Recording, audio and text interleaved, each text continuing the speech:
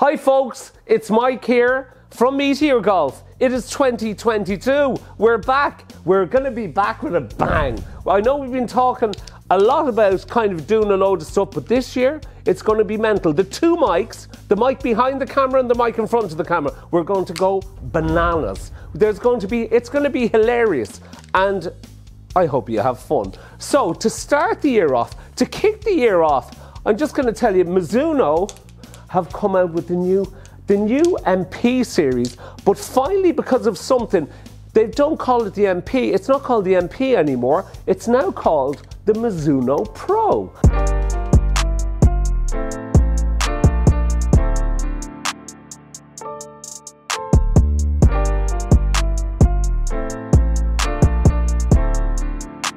And the reason that they couldn't call it the Mizuno Pro for years was because another part of the Mizuno company in baseball or something had the use of Mizuno Pro. So it was called the MP series. So that's my first piece of the first of many useless pieces of information of which you will receive over the coming year. So in the new MP series, they've kind of kept it pretty sweet. They've kept it short. You've got the blade, which they always come out with, which is kind of beautiful. It's sexy. It's small. It's too small. It's difficult, but it looks gorgeous. It looks absolutely wonderful. It's a stunning club. And then what they have is, it's kind of the hollow body version. It's the HMB. What they had last year was the hot metal blade. And again, this is beautiful. So it's for a mid-handicapper, mid to low to mid-handicapper who wants to play a blade but can't hit a blade, like nearly everyone, because and then you have so that I get it right, this is the 225. This is I picked up the wrong one. Sorry, that shows you how good I am. This is the blade. Sorry, I'm after showing you two hot metal blades. This is the blade. This is the 221. This is the real small thing. This cuts butter. If you don't want to use it as a golf club, you can use it for slicing butter and ice cream. It's absolutely gorgeous. It's too difficult for me. I've tried them on many an occasion. I look at them and I go, oh, Jesus Christ, this is gorgeous. And then I can't really hit them. And then, so you've got the 221, the 225, and in between, you have a little, I think it's the little jewel in the crown. What's going to be the jewel in the crown for Mizuno for the next year or two? It's the 223. It is glorious. I've hit this thing. I'm just going to put this back. This is all live. There's no messing around here. I'm going to put this one back, and I'm going to tell you a little story. We're going to start off with a little story for you. And this is the Mizuno Pro 223. So there's a guy who works in the shop here, young Jules. And Jules is 21. He's got a swing speed of 147 miles an hour. It's unbelievable. The kid can hit a ball a mile, but he was playing with blades. He was playing with Callaway blades, actually. And he was playing with blades, and he had a C-Taper X, the C-Taper 130 gram X shaft in. He can hit them. He can hit them all day. But there was a couple of things. One, he's playing off a 2, so he's a low handicapper. He's massive swing speed. Swing speed kind of 94, 95 miles an hour with a 7-iron. But he was too wild. So then we fitted him for the blades because he wanted blades. So I basically gave him the heaviest, stiffest shaft that we had, and it kind of calmed him down so that he had a lot more tempo. His tempo got an awful lot better.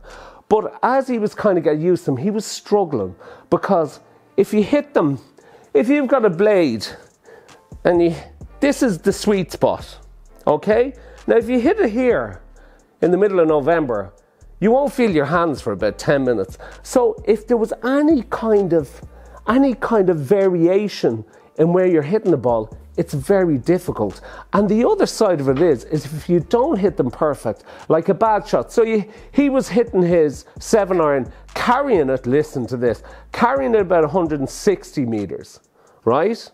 So about 175 yards. So carrying 160 feet, and it was traveling another 5. So it was going from 160, 165. That's what he was kind of looking for.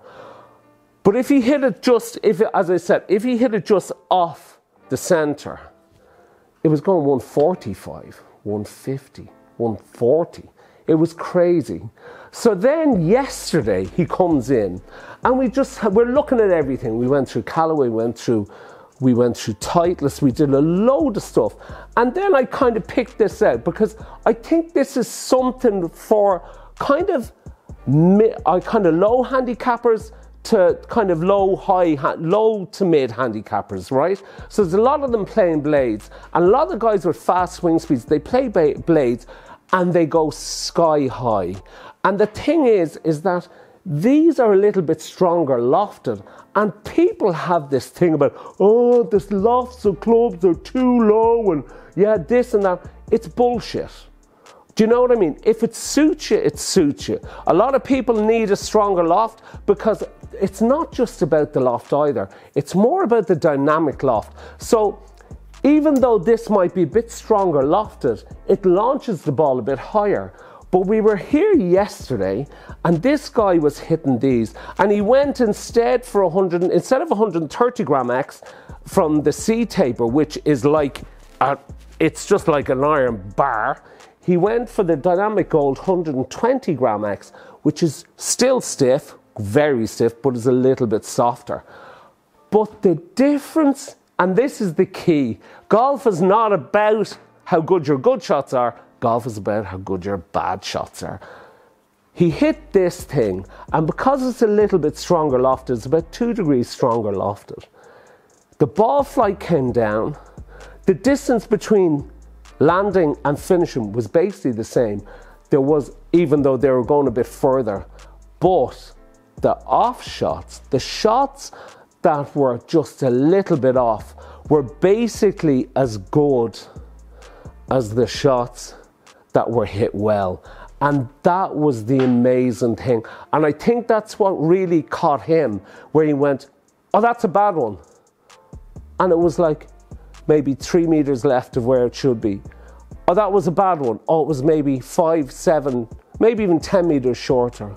But that's okay, you can live with that, because then all of a sudden, instead of landing it 106 with a 7-iron, then he was hitting it like it was landing 165, 170 with a 7-iron. My God, it's terrible. It breaks my heart when I look at it. But it's something for you out there. Have a look. If you don't, like, blades are gorgeous and blades are beautiful, and they're a thing of they just, it's pure. It's pure, but it's difficult. And do you know what, folks? If you get a chance, and this is a forged club, they hit really well. It's a Mizuno. There is a thing about Mizuno, they have this certain feel. You have to get it, it has to sit with you. And if it does, and from what I've heard, and I have a lot of friends of mine play Mizuno, they will never ever play with anything else. But this one really caught me by surprise. The JPX series, I'm a big fan of the JPX series, but this is for the mid. This is for kind of low to mid to a bit higher handicapper. It's a forged club, but the feeling, the forgiveness, it's got everything. So for me, I think what will be one of the clubs of the year this year, like last year was the JPX Forge, which was 921 Forge, which was my most beautiful club I've ever seen. This little baby, the Mizuno Pro 223, is gorgeous. Go out, get a chance, go try it. It's tremendous. Listen, that's enough of crap for me for one day. I know I was rambling on a little bit, but anyway, it's not Christmas anymore. But Happy New Year, folks. Boom, boom.